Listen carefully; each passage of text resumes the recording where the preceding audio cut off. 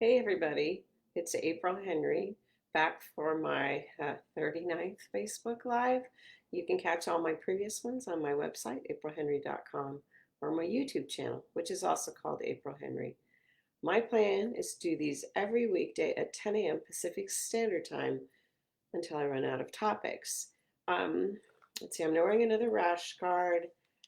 I really feel like it's going to be a long time before I do Brazilian Jiu Jitsu, so now I'm just wearing these to work out in.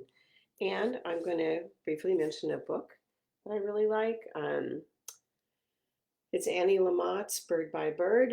It is a classic about writing, and there's a reason it's a classic because it's great.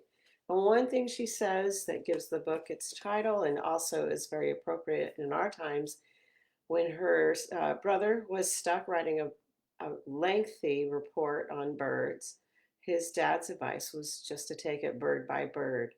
And right now, I feel like with our writing and even our days, the more we can live in that moment, the more we can focus on this chapter, this paragraph, this sentence, and not worry about the future or about the whole book, the better off we're going to be.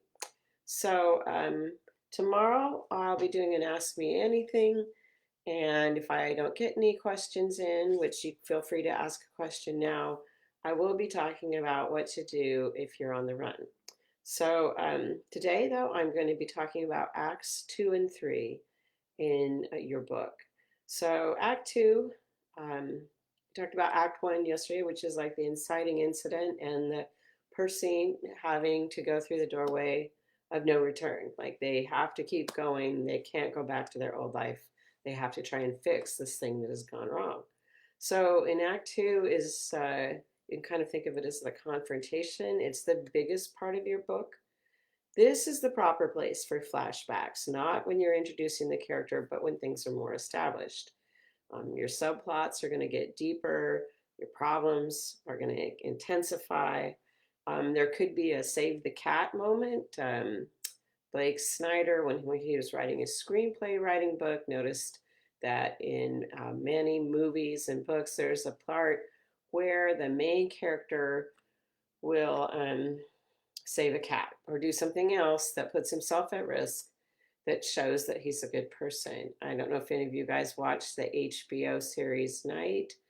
There was a point where John Turturro literally saved a cat at the expense of himself, which made me laugh when I saw it because it was like, wow, it's a save the cat moment, literally. Um, in Act Two, there's death stakes. The character has to face some kind of death. It could be physical, it could be professional, it could be psychological, it could be all three. Um, there's often a temporary triumph where it feels like the character has succeeded in getting what they want or in dealing with the problem they have. But then there's a reversal and that leads to like the darkest moment. If you start watching even TV and thinking about these things, you'll see them. So at the midpoint of Act Two, your villain needs to strike back and strike back hard. If you're writing a mystery, it's probably not a bad place for another body, or the amateur sleuth being put in some kind of real jeopardy. Um, there's also an internal midpoint that pulls the book together. There's an author I like who writes writing books. I would show you a copy of one, only they're all the ones I have are digital. His name's James Scott Bell. Especially if you write mysteries and thrillers, he is a great resource. Anyway, he calls that internal midpoint the look in the mirror moment.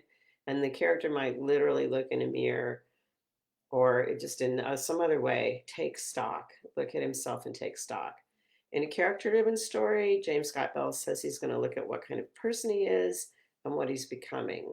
If it's if he continues the fight, how will he be different?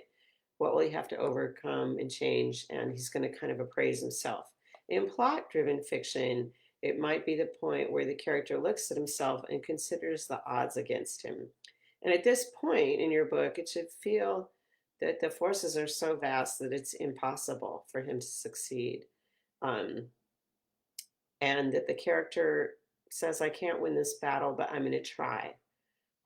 even if I'm going to die. So you end Act Two on a crisis. What is the absolutely worst thing that could happen in terms of your character's internal and external goals? And you can have conflict where they might have to choose one versus the other. Like in order to catch the killer, they're going to have to let their girlfriend break up with them. They might have to betray their country to keep the love of their girlfriend. Um, and then Act Three is resolution. It's the final showdown. Your character undergoes both internal and external transformation. You show outwardly that they have an inward change. The character does something that they previously weren't able to do. I think it's always great if you can have like a talismanic object. Like I've had characters who had a necklace around their neck and it got broken, um, or a bracelet that they always refer to in their thoughts, or a small stone they carry in their pocket. That it's something that not only means a lot to them and might maybe it was given to them by another character, but it's also something that might come into play in that big climactic scene. Take the characters full circle some way in a setting or a situation that looks like the beginning.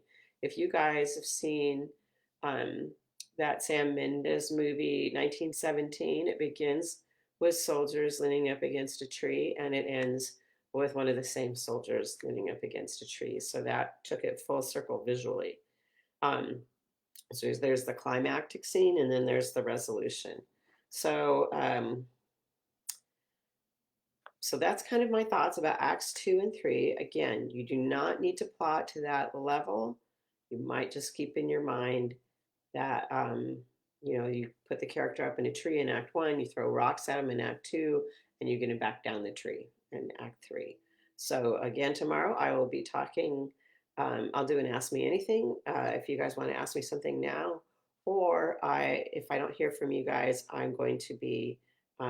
I'll be talking about what to do if you're on the run and how to avoid being detected. Talk to you then. Bye bye.